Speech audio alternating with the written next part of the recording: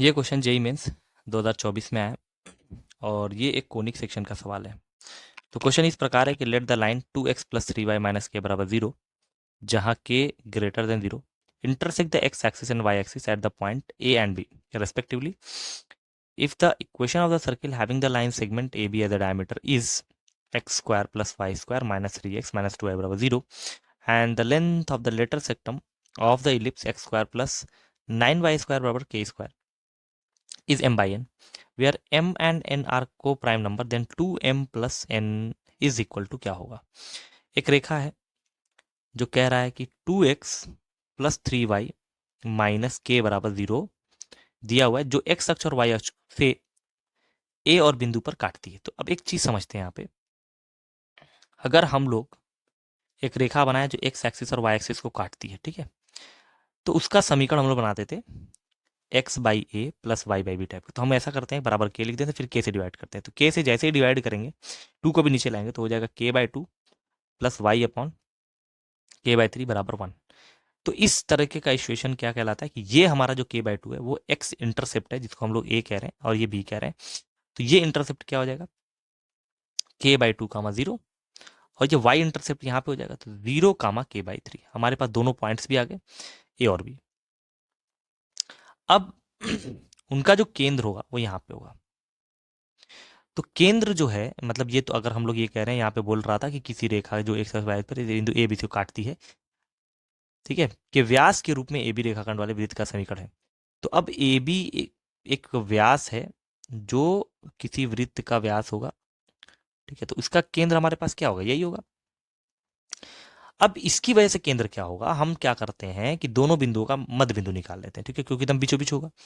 तो x1 plus x to by two करेंगे तो ये हो जाएगा k बाई फोर, और जब y1 plus y two by two करेंगे तो y1 तो x k बाई थ्री है, ये जीरो है, फिर टू करेंगे डिवाइड में तो k बाई सिक्स आ जाएगा।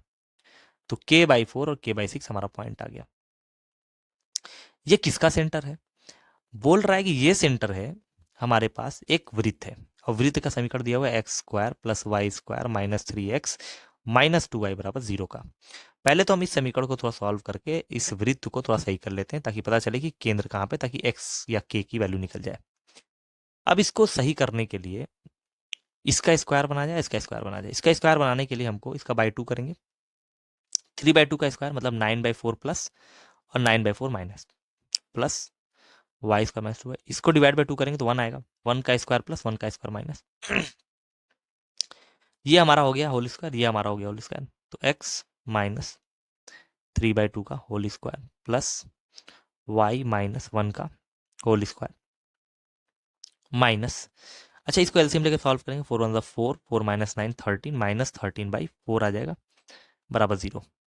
तो हो जाएगा X minus three by two का whole square plus Y minus one का होल स्क्वायर बराबर तेरह बाई चार।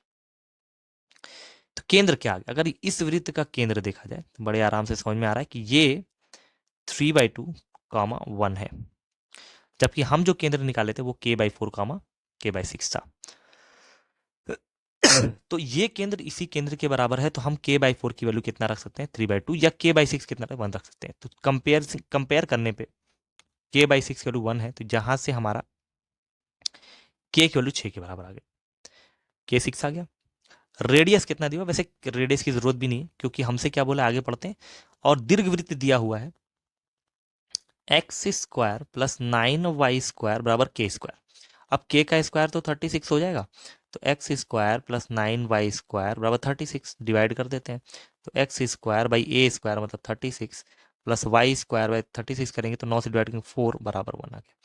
तो इसको हम लोग कह देते हैं x square by a square. तो ए स्क्वायर की वैल्यू हो गई 36 और बी स्क्वायर की वैल्यू हो गई फोर के बराबर। हमसे पूछा क्या, बात क्वेश्चन पढ़ते हैं। तो क्वेश्चन हमसे पूछ रहा था नाभिलंब जीवा की लंबाई m बाई एन है, तो नाभिलंब जीवा की जो लंबाई है वो m बाई एन दिया हुआ है। तो नाभिलंब जीवा की लंबाई क्या होती है, देखते हैं। जीवा की लंबाई मतलब नाभिलंब जीवा की लंबाई जो होती है टू बी स्क्वायर बाई ए होती है। कितनी होती है, टू बी स्क्वायर बाई ए। किसी भी परवल है या किसी भी पैराबोला, सॉरी यहाँ पे दीर्घवृत्त दिया हुआ है, किसी भी दीर्घवृत्त के समीकरण होता है टू बी स्क्वायर बाई ए।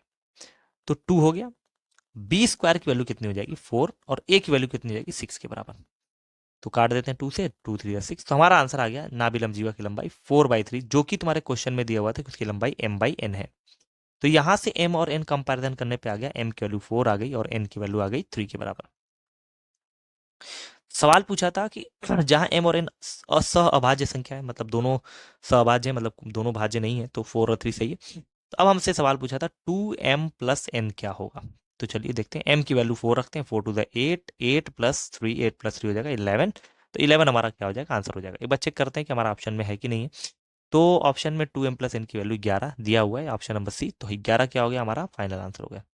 तो ये क्वेश्चन एक सीधा सा क्वेश्चन था, एक सिंपल था, जिसमें एक सर्किल का इस्तेमाल करके दीर्घवृत्त का सवाल पूछा था। दीर्घवृत्त में कुछ ज्यादा नहीं, सिर्फ जीवा की लंबाई या नाभिलंब, यहाँ पे इसको लिख लेते हैं नाभिलंब। नाभिलंब जीवा की लंबाई का फॉर्मूला था 2b²/a। तो उससे एक बेसिक सा क्वेश्चन बन के सॉल्व हो गया। तो ये हमारा क्या हो गया, फाइनल आंसर हो गया।